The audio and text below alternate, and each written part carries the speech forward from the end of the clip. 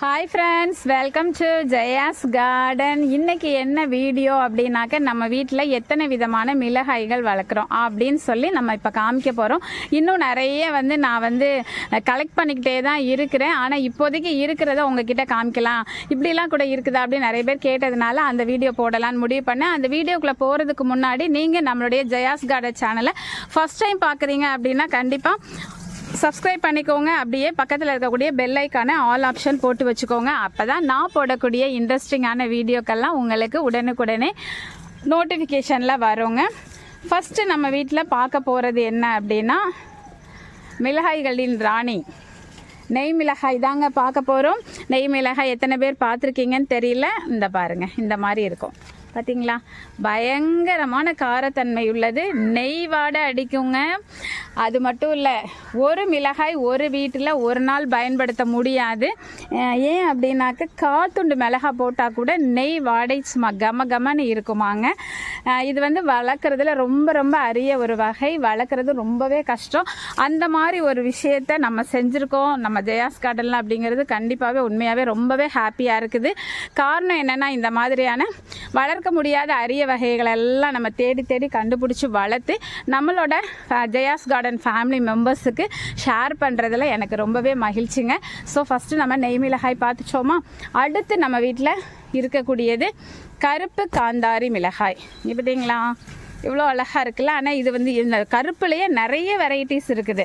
அதில் நம்ம வீட்டில் இருக்கிறது இந்த குச்சி குச்சியாக வரக்கூடிய இந்த ஊசி மிளகாய் மாதிரி இருக்கக்கூடிய இந்த ரகம் தான் வளர்க்குறோம். காட்டம் ரொம்பலாம் ஜாஸ்தி அப்படின்னு சொல்ல முடியாது. காந்தாரி மிளகாய் அளவுக்கு காட்டம் கிடையாது, நம்ம பச்சை காந்தாரி மிளகாய் அளவுக்கு இது காட்டம் கிடையாது.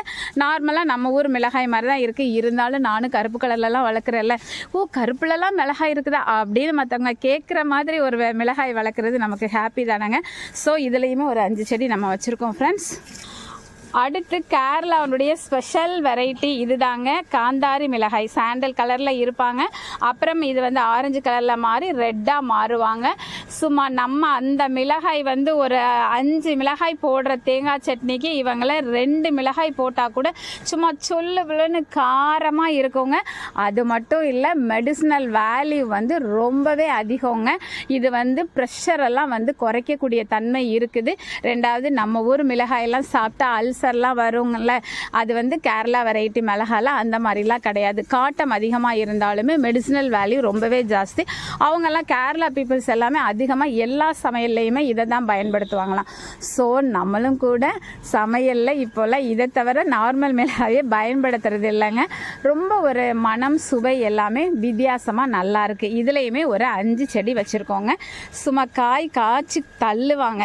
இன்னொரு ப்ளஸ் பாயிண்ட் என்ன இவங்க கிட்ட அப்படின்னா, மற்ற செடிகள் நம்மளுடைய நார்மல் மிளகாய் செடி இருக்குது பார்த்தீங்களா, நம்ம நாட்டில் உள்ளது, தமிழ்நாட்டில் உள்ளது, அதெல்லாம் பார்த்தீங்க அப்படின்னாக்க அடிக்கடி என்ன சொல்கிறது, எல்லா செடிகளுக்கும் வரக்கூடிய இலை சுருட்டல் இவங்களுக்கும் வருவாங்க, அவங்களுக்கும் வருவாங்க. அதிலலாம் எந்த வித்தியாசமும் கிடையாது, பாடாதான் படுத்துவாங்க வளர்க்குறதுல.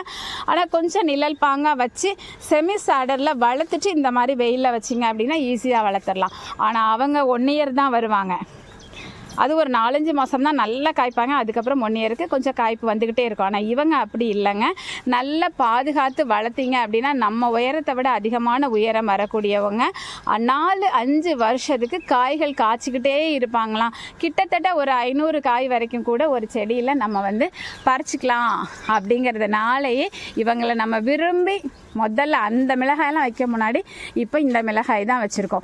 நார்மல் மிளகாயும் நம்ம வீட்டில் இருந்தது. இப்போ தான் அவங்களோட காய்ப்பெல்லாம் முடிஞ்சு இந்த இடத்துல வச்சு பிடிங்கி நேற்று தாங்க போட்டிருக்கேன். ஸோ இனி அடுத்து நம்ம சில்லி வெரைட்டி போடணுங்க. அதுக்கு அடுத்து என்ன வெரைட்டி வச்சுருக்கேன் வாங்க பார்க்கலாம். இப்போ தான் நாற்று நட்டிருக்கோம். நல்லா விளைஞ்சி காய்கள் வந்ததுக்கப்புறமா உங்ககிட்ட கண்டிப்பாக காமிக்கிறேன். இப்போ பார்த்தீங்களா, இலை சுருட்டல் வந்துட்டீங்களா, படுத்துவீங்க. இவங்க எல்லாருமே காஷ்மீரி சில்லி. பார்த்தீங்களா, நிறைய நாற்றுக்கள் கூட நம்ம வச்சுருக்கோம் காஷ்மீரி சில்லியில். ஸோ இவங்க எல்லாருமே காஷ்மீரி சில்லி தான். வளர வளர இப்போதைக்கு 5 தொட்டி வச்சுருக்கேன். இனி வளர வளர இன்னும் அதிகமான தொட்டிகளில் காஷ்மீரி சில்லியை வளர்க்கலாம் அப்படின்னு சொல்லி முடிவு பண்ணியிருக்கேன். மிளகாயில் அழகு அப்படின்னா இவங்க தாங்க.